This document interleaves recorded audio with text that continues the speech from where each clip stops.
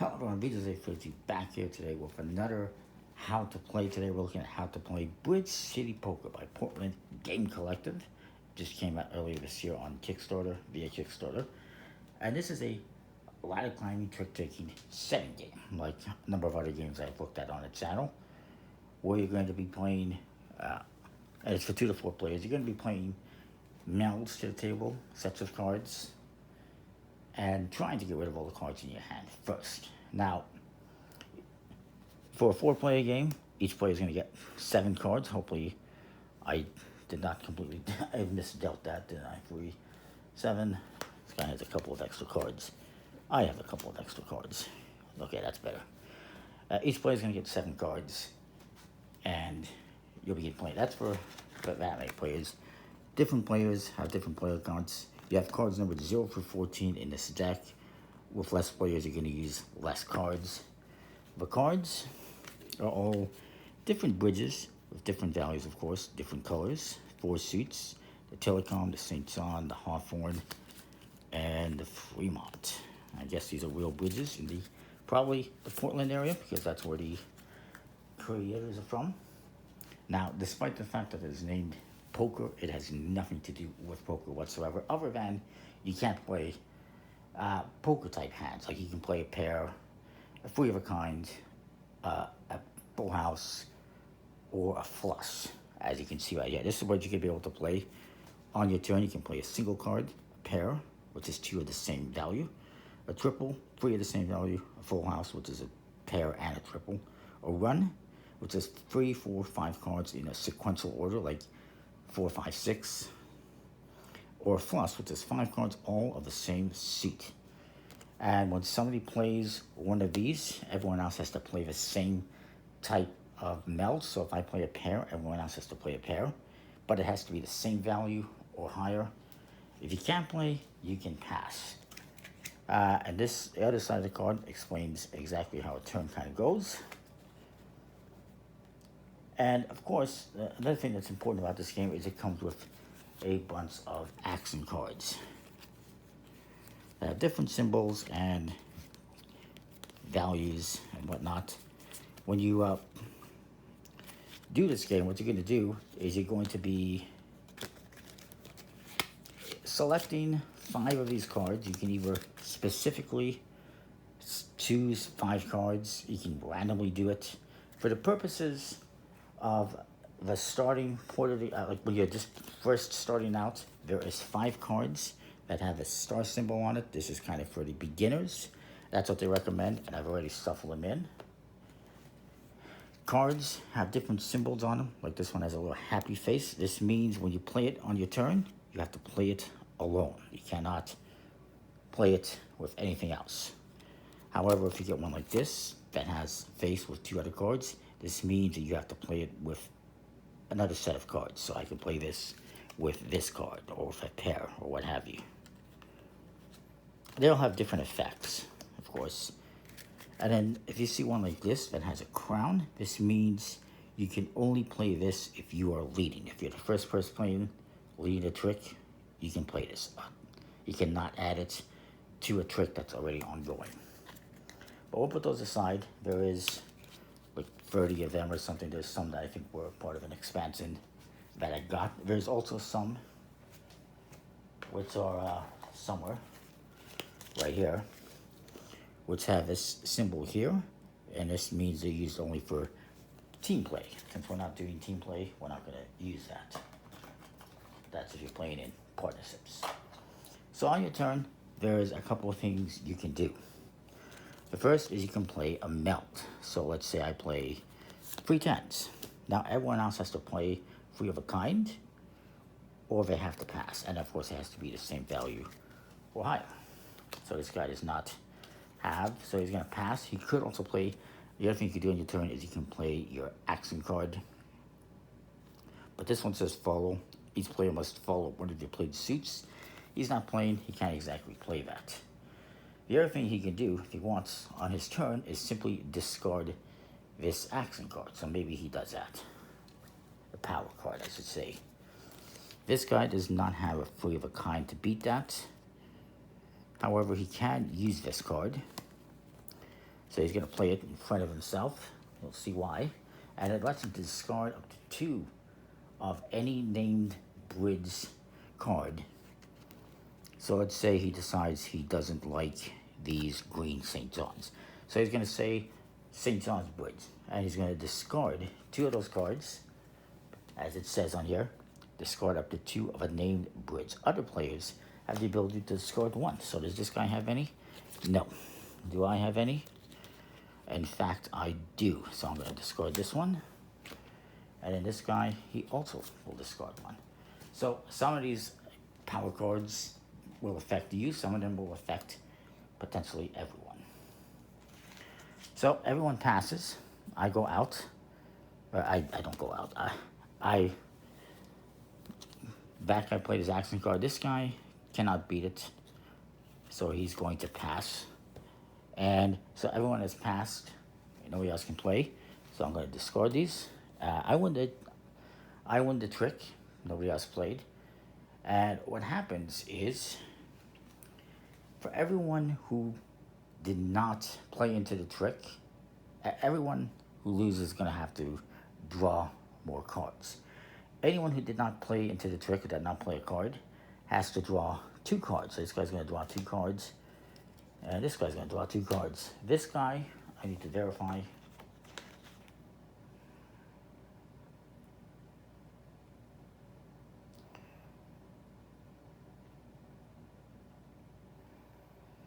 I guess because he played a power card, he just has to draw 1 card. If you play or discard a power card, you draw 1. And this guy actually he discarded 1, so he's only going to get 1 card. My bad. So if you discard a power card or play 1, you draw 1 card. If you play into the trick and lose, you're going to draw 1 card.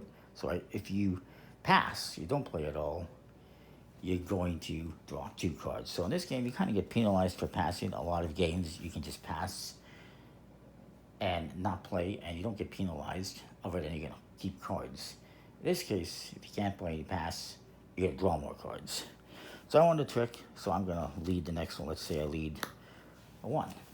He comes to this guy. He says, you know what? He's going to play 13. He wants to win this one. And that was perhaps a bad decision for me to do that, but it is what it is. This guy is going to play, he's going to pass. And this guy decides to play a 14. He's got a big mess of cards. But he wins the trick. And this guy passed, if I recall correctly. So he's going to draw 2 cards. And we each get 1. He gets none. So now he's going to lead. And he's going to play, let's say he plays 5, 6, 7. And you're going to keep going around the table like this. And then eventually, just say I go out. And these people have these cards in their hands. We'll just say this guy played this run on that 5, 6, 7 for the hell of it. So everyone has played. I've gone out. We fast forwarded a little bit. It's time to get into the scoring.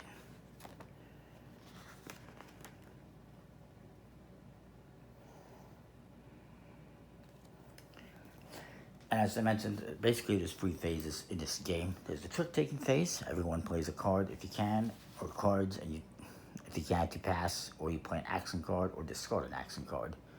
Once that is done, there is the drawing phase, where everyone draws cards. If you win the trick, you don't draw anything. If you lose, you draw 1. If you didn't play any cards, you draw 2.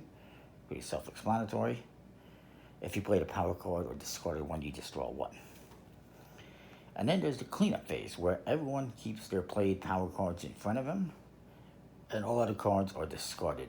And then person 1 leads the next trick. The round can end in 2 ways. 1, you set out. I played all my cards, I went out, that's at the end of the round. The other is If there's not enough cards to draw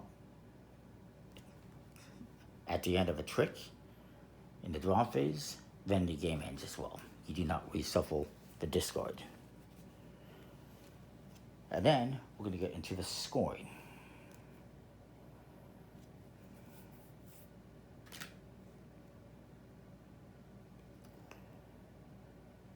So, if you set out, like I did, you're going to get whatever score is on your power card. So if I had this one in front of me, I would get 2, and then I would get -5 for setting out. But I don't have any power cards, so I just get a score of -5. Everyone else gets to burn a bridge. Alright? Everyone is going to look at their hands and they're going to say, okay, they're going to get rid of all the cards of one suit. So this guy's going to burn the Hawthorne Bridge because that's a lot of points. This guy looks at his hand, he's going to get rid of these ones. And this guy looks at his hand and he's going to get rid of these red ones. That helps you get rid of some points, obviously. It might play into your planning on how you play stuff or what you potentially end up with.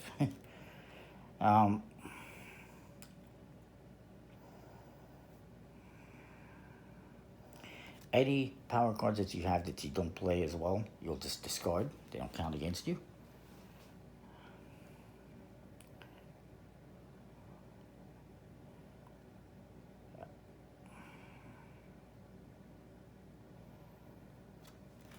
So like I said, if you have a power card in your hand, it's not going to be worth any points. You discard it.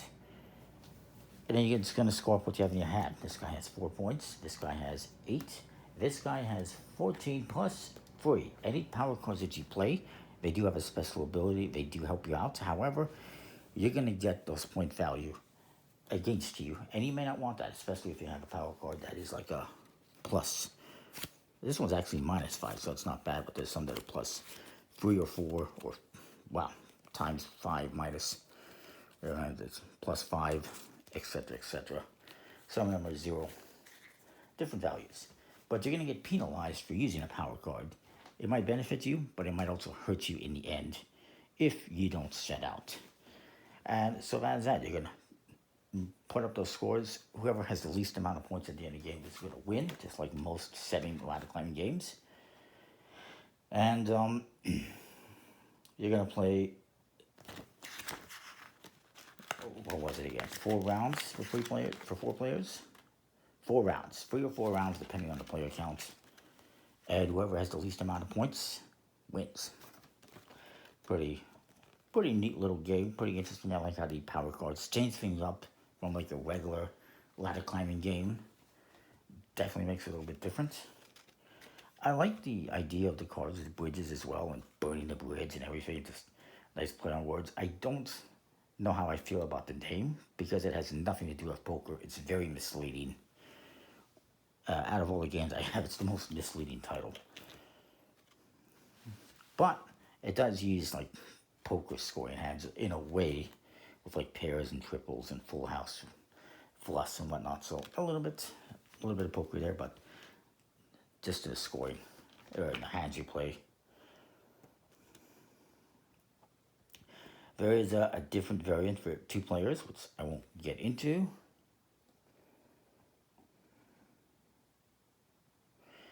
And another thing they recommend, if you want to, is instead of using the same 5 power cards every round, after each round, you draw 5 new power cards and mix them into the deck. So that you're always changing things up and not always using the same cards. So that's kind of an interesting idea.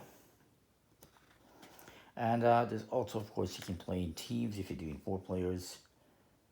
And yeah, there's all sorts of information here on the different things, the different phases, scoring.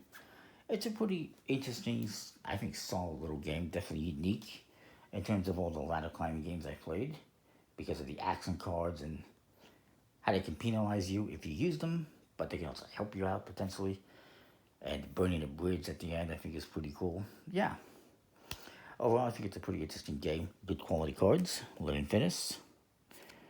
And I like it. Comment, like, subscribe. Let me know what you think. That's Bridge City Poker. We'll see you next time with more. Thanks for watching.